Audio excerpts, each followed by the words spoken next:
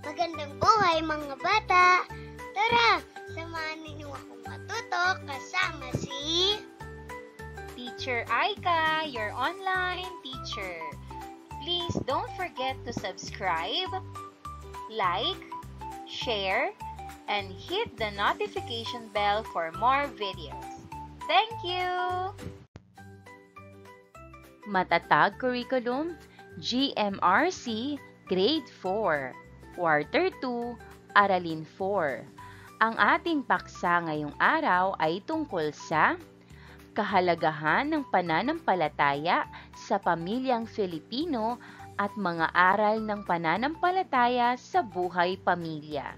Muli, ako si Teacher Aika, ang inyong online teacher. Simulan na natin.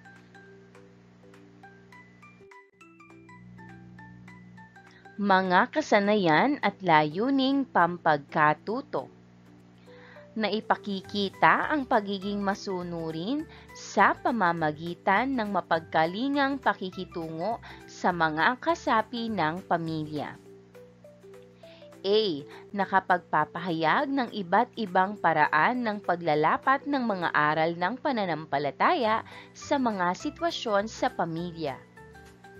B. Nakapagsusuri na ang paglalapat ng mga aral ng pananampalataya bilang gabay sa mga sitwasyon sa pamilya ay tungo sa malugod na pamumuhay. At C. Na isa sa kilos ang iba't ibang paraan ng paglalapat ng mga aral ng pananampalataya sa mga sitwasyon sa pamilya.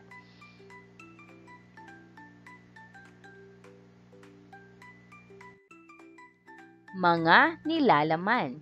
Pamilya bilang pinagmumulan ng maayos na komunikasyon sa kapwa.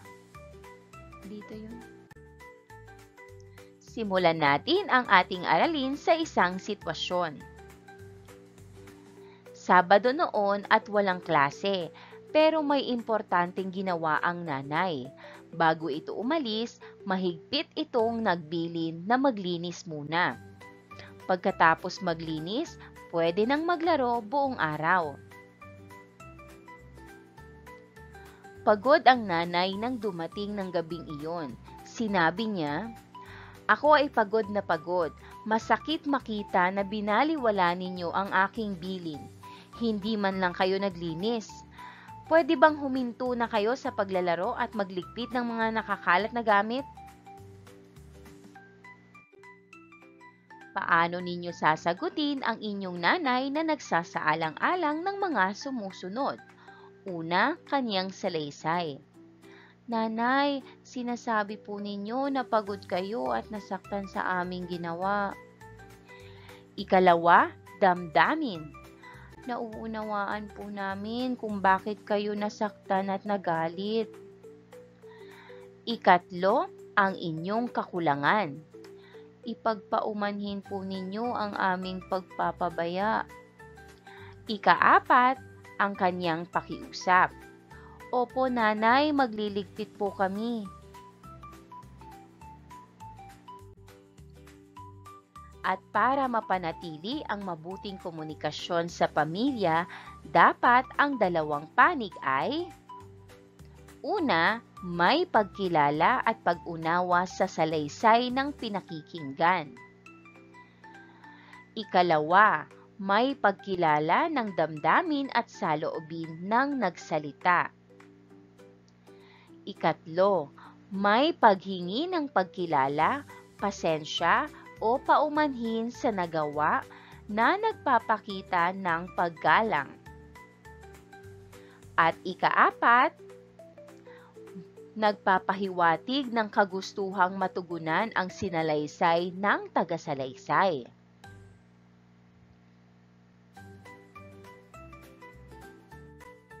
Paghawan ng bokabularyo sa nilalaman ng aralin. Ano nga ba ang salitang pamilya? Ang pamilya ay isang pangkat ng mga tao na karaniwang binubuo ng mga magulang at mga anak. Ito ang pangunahing unit ng lipunan kung saan natututo ang mga miyembro ng mahahalagang pagpapahalaga, kultura at gawi. Sa pamilya nararanasan ang pagmamahal, suporta at gabay, kaya't itinuturing itong mahalagang bahagi ng buhay ng bawat tao.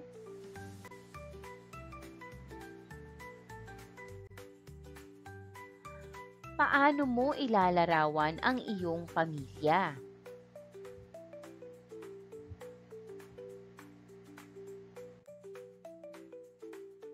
Ano-ano ang kadalasang ginagawa ng iyong pamilya nang sama-sama?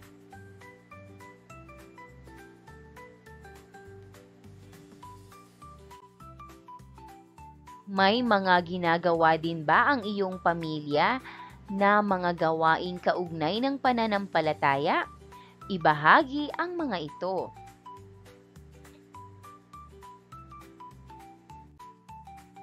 Ano ang pananampalataya? Ang pananampalataya ay kaugnayan natin sa Diyos. Nakikita ang pagmamahal ng Diyos sa atin, sa mga nilikha niya para sa atin. Minarapat ng Diyos na tayo ay lumaki sa isang pamilya na mag-aaruga at magmamahal sa atin. Nararamdaman natin ang pagkalinga ng Diyos sa pamamagitan ng ating mga magulang at kapatid.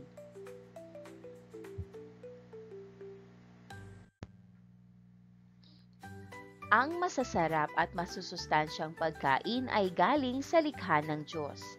Gayon din ang iba't ibang tunog na ating naririnig. Nakikita din ang kagandahang loob ng Diyos para sa atin sa magagandang tanawin. Kung ating pagtutuunan ng pansin ang kanyang mga gawa, makikilala natin na ang Diyos ay mabuti, mapagmahal, mapagbigay at mapagpatawad. Dumako tayo sa ating unang paksa, kahalagahan ng pananampalataya sa pamilya.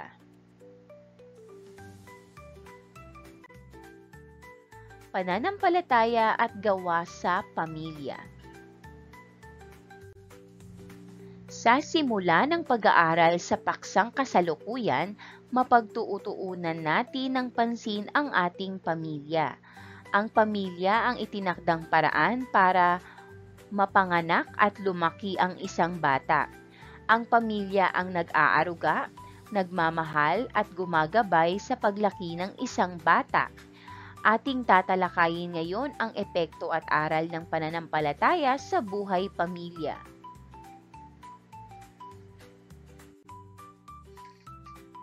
May nakikita ba kayong mabuting epekto ng pananampalataya sa inyong pamilya? Ano ang mga ito?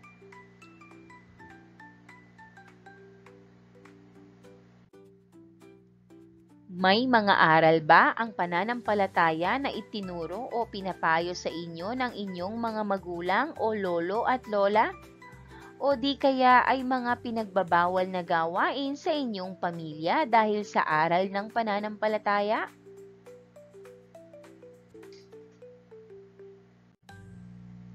Gawain bilang isa, mga mabubuting bunga ng pananampalataya.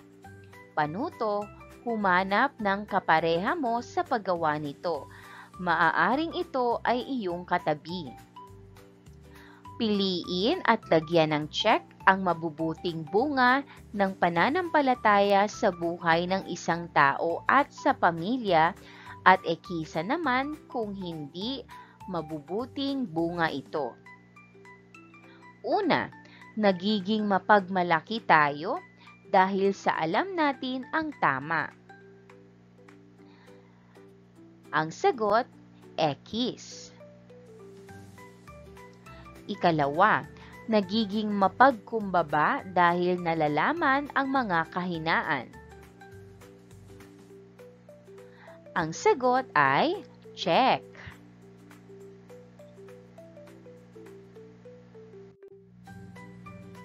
Ikatlo, nagkakaroon ng pag-asa dahil sa katiyakang may sumusubaybay at nagmamahal.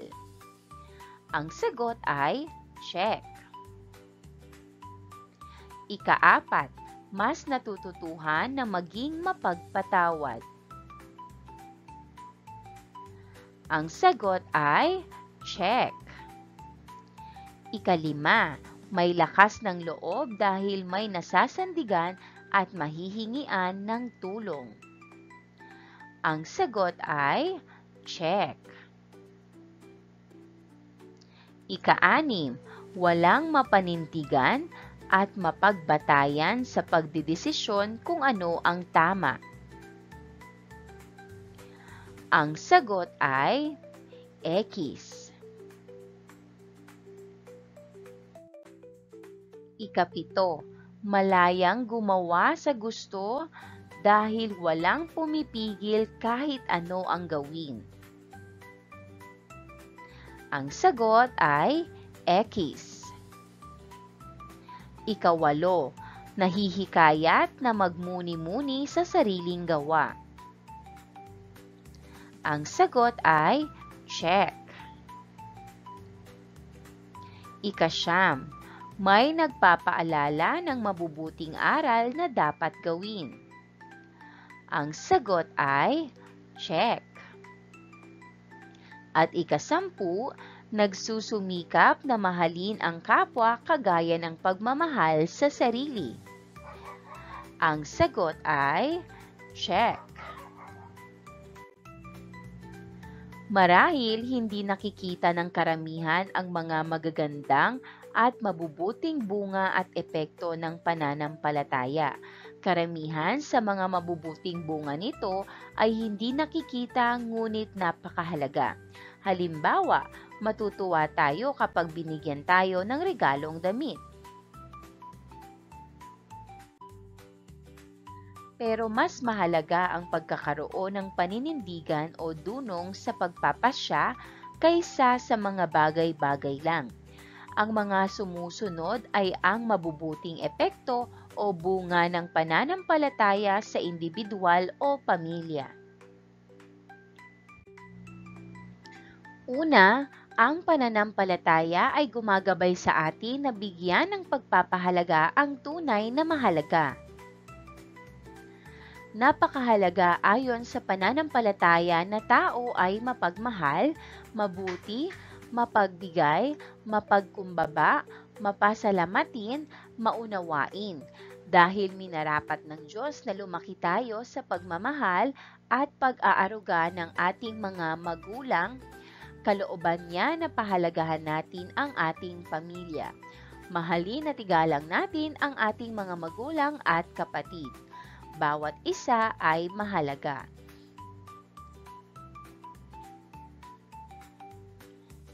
Ikalawa, ang pananampalataya ay nagpapabuti sa ating kalooban. Wari bang nagiging buhay sa atin ang kabutihan ng manlilikha kung tayo ay nakikipag-ugnay sa Kanya? Ang Kanyang kabutihan, pagmamahal ay pumupuno sa ating mga puso. Wala nang galit, inggit, pagmamataas, gahaman sa salapi. Inaalis niya ang hindi maganda sa kalooban natin, kagaya ng galit o pagkainggit. Binibigyan niya tayo ng kakayahan maging mabait, mabuti at mapagmahal sa mga kasakasama natin araw-araw, ang ating pamilya. Ikatlo, ang pananampalataya ay nagbibigay ng katuturan sa buhay. Ito ang sumasagot sa katanungan mula pa sa ating pagkabata. Saan nanggagaling ang buhay? Bakit may nilikha? Sino ang tao? Bakit tayo nandito? Saan patutungo ang namatay? Ano ang mabuting gawin sa buhay? Sabi ng isang sikat na pilosopo, kung may katuturan ng ating buhay, matibay ang ating loob at kaya nating harapin ang kahit anong pagsubok o hirap, kaya puno tayo ng pag-asa at may sigla. May lakas tayo sa pagharap ng pagsubok.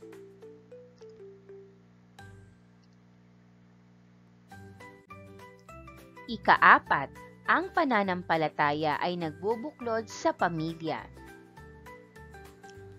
Ang sama-samang pagsimba at pagdasal ay nagiging pagkakataon na magkaroon ng masasayang oras at pag-uusap ang pamilya.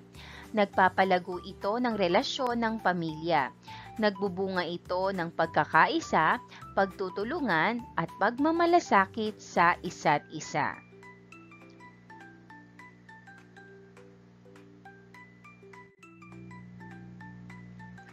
Ikaapat, ang pananampalataya ang nagbibigay kahulugan sa pang-araw-araw nating ginagawa.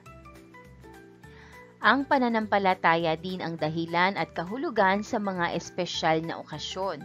Halimbawa, ang pagdiriwang ng katapusan ng Ramadan ay nagpapayaman sa kahulugan ng buhay ng mga pamilyang Muslim. Ang pananampalataya din ang nagbibigay inspirasyon sa pang-araw-araw na ginagawa natin.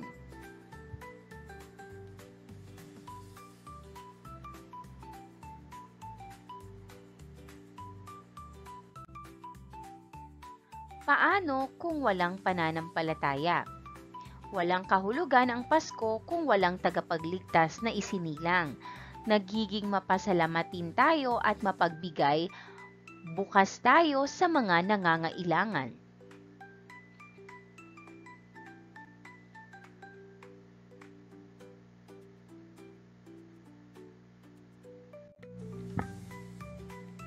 Subalit, dapat din nating isaisip na ang pananampalataya ay personal sa isang tao. Ang ating saligang batas ay nagpapatibay na malaya ang bawat Pilipino na magpasya kung anong paniniwala o relihiyon ang kanyang paniniwalaan. Dapat nating kilalanin at igalang ang karapatang ito ng ating pamilya o kapamilya o kapwa-bata. Gawain bilang 2. Basket na mga bunga ng pananampalatayang kailangan natin. Itala ang mga mabubuting bunga ng pananampalataya na natukoy sa ating aralin. Piliin dito ang mga katangiang sa palagay mo ay kailangan talaga natin. Gumuhit ng basket o tray na may mga prutas at pangalanan ang mga bunga ng mga pananampalataya na kailangan natin sa buhay. Ang basket ng mga bunga ng pananampalataya na kailangan natin. Kaugnayan sa paksa bilang 2. Mga aral na pananampalataya sa buhay pamilya. Mahalaga ang pag-unawa sa mga aral ng pananampalataya sa ating buhay. Ang pananampalataya ay hindi lamang simpleng paniniwala sa Diyos, kundi ito rin ay naglalaman ng mga tuntunin at gabay sa ating pamumuhay.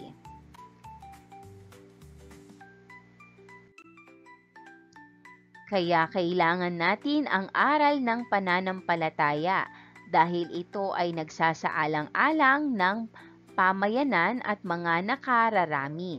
Ilan sa mga mahahalagang aral ng pananampalataya para sa pamilya ay ang mga sumusunod.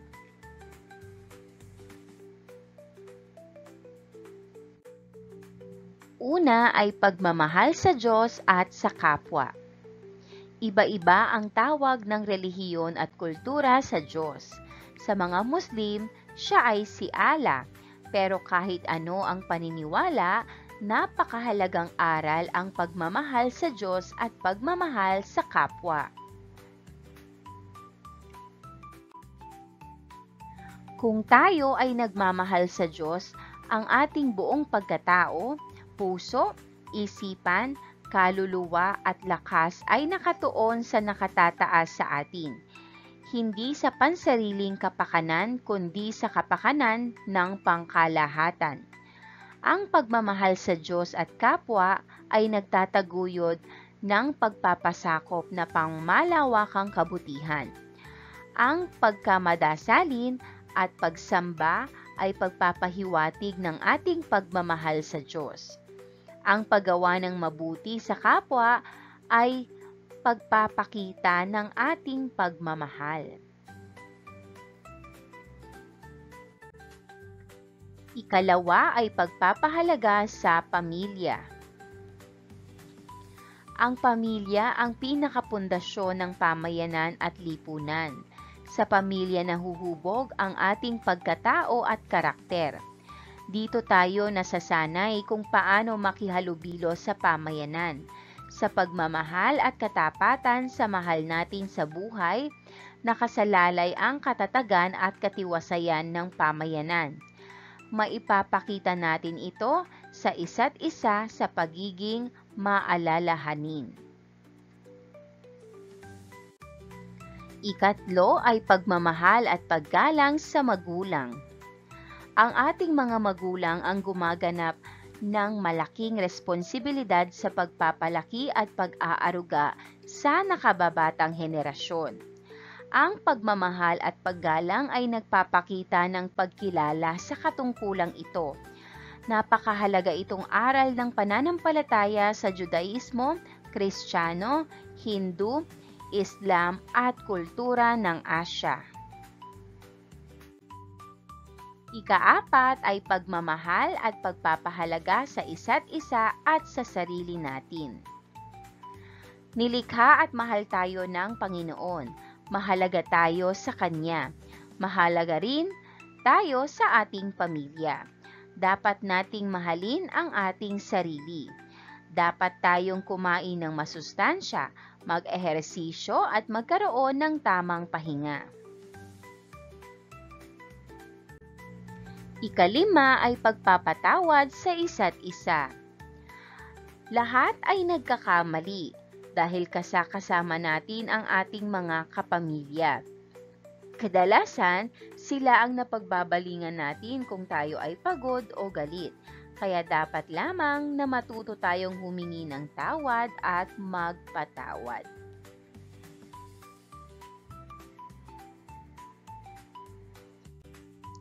Ika-anim, maging mabuti at matulungin. Magiging maganda ang relasyon natin sa kasapi ng ating pamilya kung tatandaan natin ang aral na ito. Dapat tayong maging matulungin at maalalahanin sa mahal natin sa buhay.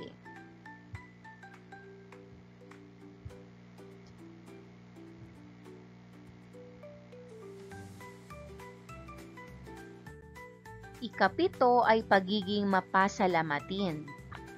Ang aral na ito ay ating pagkilala sa biyaya ng buhay. Galing ito sa puso na nag-uumapaw sa pagpapasalamat sa biyaya, pag-aaruga at pagmamahal na ating nararanasan sa araw-araw. Ang pagkilala sa mga biyaya ay nagdadala rin ng ligaya sa ating buhay.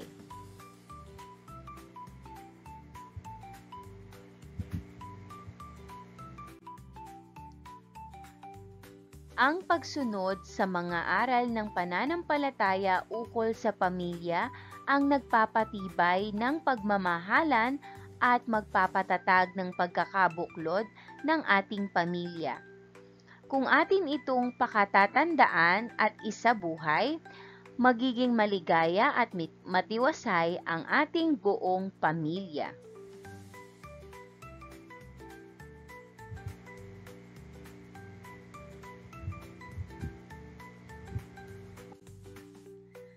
Gawain bilang 3. Ang aral ng pananampalataya ni Lolo Jose. Panuto, gagawin itong gawain ng dalawahan. Sagutin ang unang tanong at isaad ang aral na naaalala ukol sa pananampalataya. Una, alin sa 7 aral ng pananampalataya ang hindi nyo naririnig o napangaral sa inyo? O di kaya ay hindi nabanggit sa inyong pamilya? Ikalawa, alalahanin ang aral ng pananampalataya o ukol sa pananampalataya na madalas ipaalala sa inyong pamilya. Isulat bilang payo o slogan o kasabihan at kung sino ang nagpangaral nito.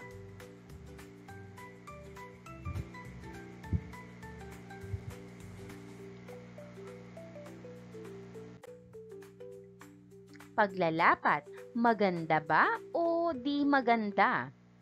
Panuto, sa gawaing ito, susuriin mo kung maganda o pangit ang impluwensya ng paniniwala mo sa iyong pakikitungo sa iba, lalo na sa naiiba ang paniniwala sa iyo. Maganda o letrang M o di maganda o mga letrang DM ang pangungusap para sa iyo. Una, ang pagpapakumbaba ay mahalagang aral sa ating pananampalataya. Ang sagot ay M. Maganda. Ikalawa, ang aking paniniwala ang nagtutulak sa akin na gumawa ng mabuti. Ang sagot ay M. Maganda.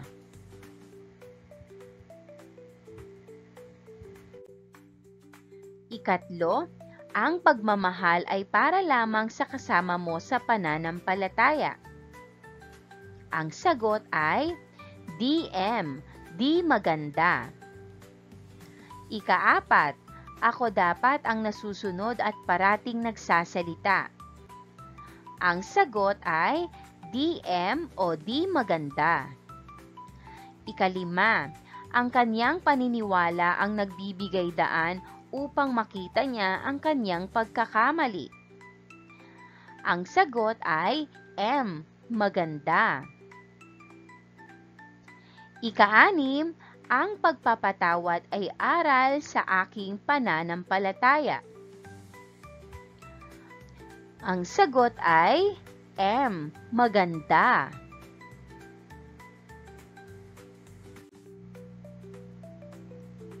Ika-7, tagasunod lang kami ng pananampalataya, kaya bawal sa amin ang magtanong. Ang sagot, DM o di maganda. Ika-8, hindi ako dapat makinig sa hindi namin kasama sa kapanalig. Ang sagot ay DM o di maganda. Ika-9, wala kahit anumang pagkakamali ang aming pag-unas sa pananampalataya. Ang sagot, DM o di maganda. Ika-10, dapat igalang at mahalin kahit hindi kasama sa pananampalataya. Ang sagot ay M o maganda. Ang pangaral ng pananampalataya para sa pamilya ko. Panuto, gusto mong sabihin sa iyong pamilya ang natutunan mo sa ating aralin. Ano ang ipapaalala at sasabihin mo sa iyong pamilya? Magbanggit ng 2 o higit pang pangaral ng pananampalataya na angkop sa pamilya mo. Isulat sa ibaba ang eksaktong sasabihin mo na may pagmamahal at respeto sa pamilya. Halimbawa, nanay, tatay, kailangan po yata nating magsimba ng sama-sama para makapagmuni-muni at mapaalalahanan ng magmahalan. Isulat ang iyong sagot sa kwaderno. Sunod, magtala ng 3 bunga ng pananampalataya na gusto mong makita sa sarili mo at isalaysay kung paano ito palalaguin. Halimbawa, mapagmahal, araw-araw akong gagawa ng ikakatuwa ng mga kasapi ko sa pamilya. Dumako na tayo sa pagsusulit. Kabilin-bilinan ni Ma'am. Mga 1 linggo o 1 buwan mula ngayon, baka makalimutan mo na ang natutunan mo sa 2 linggong nakalipas. Kaya isinulat na ang mga tagubilin para sa araling ito. Punan ang mga puwang sa sulat sa ibaba ayon sa ating natutunan sa natapos na nakalipas na 2 linggo. Ika-1 ng Oktubre taong 2024. Mahal kong mag-aaral. Napag-aralan natin na nagbubunga ng magagandang katangian at aral ng pananampalataya. Huwag mo itong kakalimutan. Alalahanin ito sa pagtukoy ng magaganda at mabubuting bunga ng pananampalataya na inilalarawan sa ibaba sa pamamagitan ng pagpuno sa mga kulang na letra. Una, ang katangiang ito ay makikita sa pagyakap, paghalik, at pagtulong sa kasapi sa pamilya. Ang sagot ay mapagmahal. Ikalawa, makikita ito sa magagandang salita at kilos. Ito ay damdamin na nagtutulak sa paggawa ng mabuti sa kapwa. Ang sagot ay mabait.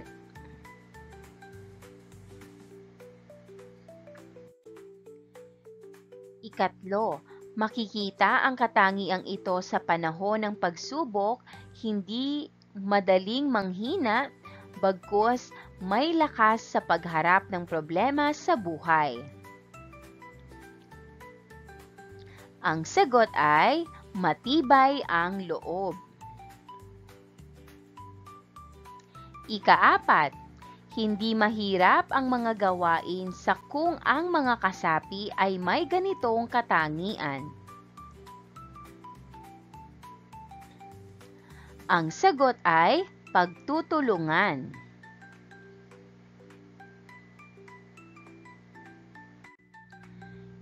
Ikalima, madaling maayos ang di pagkakaunawaan kung ang katangiang ito ay nasa atin. Ang sagot ay mapagpakumbaba.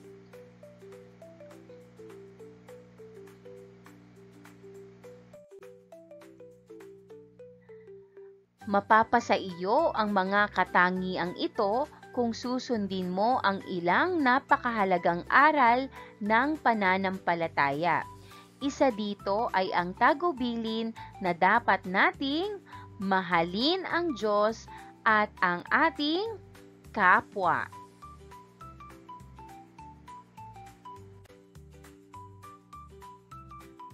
Aral din ng ating pananampalataya ang paggalang sa magulang. Ang pagmamahal sa ating pamilya ay aral na hindi natin dapat kalimutan dahil sila ang kasama natin araw-araw. At dahil tinatamo natin ang pagpapala ng Diyos at tulong ng kapwa natin, sa araw-araw, nararapat lamang na tayo ay maging mapagpasalamat. Ibig sabihin, nararamdaman at kinikilala natin ang biyayang natatanggap natin galing man sa manlilikha o sa kapwa natin. Kapag isabuhay natin ang aral ng pananampalataya, bubunga ito ng pagpapala para sa iba at para sa sarili. Mahal kita, patuloy kang pagpalain ng Diyos sa pagsunod mo sa Kanyang mga aral. Ang iyong guro, Teacher Aika. And that wraps up today's lesson. If you enjoyed this video and want to see more content like this, don't forget to hit the subscribe button and ring the bell so you never miss an update. Thanks for tuning in.